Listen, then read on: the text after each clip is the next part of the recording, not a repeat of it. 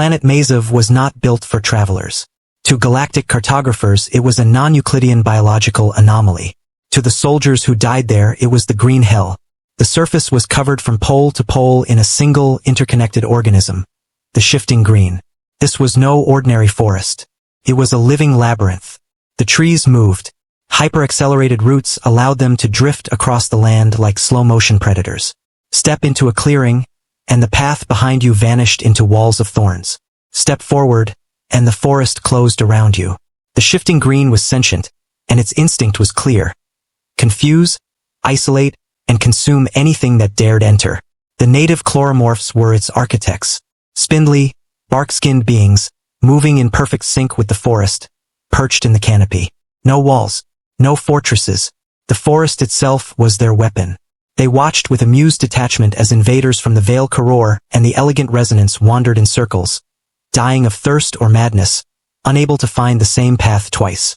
When the human Third Engineering Conquest Fleet arrived to harvest the amber oil, the chloromorph High Weaver rustled her leaves, a dry, echoing laugh.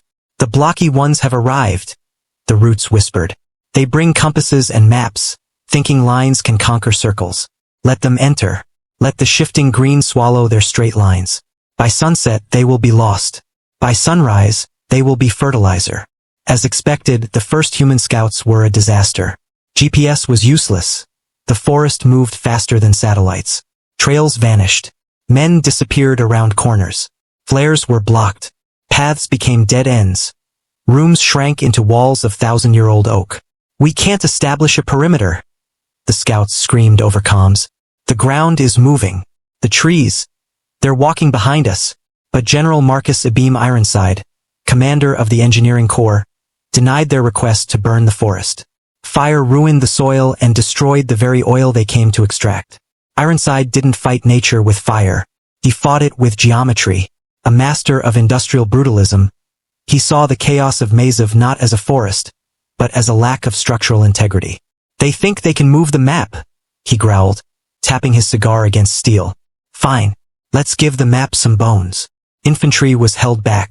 Instead, the humans deployed the grid layers. Thousands of 10-ton reinforced steel I-beams, each 50 feet long, were driven into the bedrock like giant needles. Crossbeams followed. Automated cranes and robotic welders constructed a planetary skeleton of cold, unyielding steel, directly over and through the forest. "What are they doing?" Era hissed, feeling the vibration of steel piercing the earth. "They are building a cage. They think to box the wind."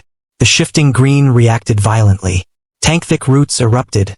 Branches leaned to crush construction platforms. The forest tried to trap the grid under falling timber, but Ironside was ready. "Engage the bolters," he ordered.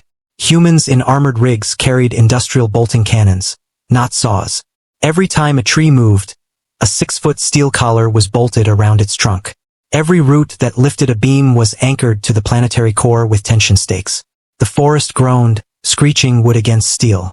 Limbs and roots were trapped in a rigid tessellation of bolts and beams. Humans weren't following the maze, they were deleting it. "You cannot do this," Era's psychic voice screamed through the grid. "The world must breathe. The world must move. You are turning the great green into a graveyard of metal."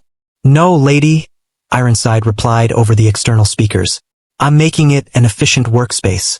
You like labyrinths? I like warehouses. A warehouse is a maze where everything stays where it's put." By the end of the month, the shifting green was gone, replaced by the great cage. Every tree numbered, collared, bolted to the grid. The chloromorphs were trapped in their own squares, unable to move. Steel mesh floors and reinforced walkways eliminated all freedom. Humans harvested the amber oil with precise, mechanical efficiency. No ambushes, no lost explorers. Every beam labeled, every section accounted for. Section 44B was ready for extraction. The lesson was clear. Nature is unpredictable, chaotic, and beautiful, but humans master rigidity. They didn't solve the maze. They caged the monster that built it. They overlaid steel upon chaos.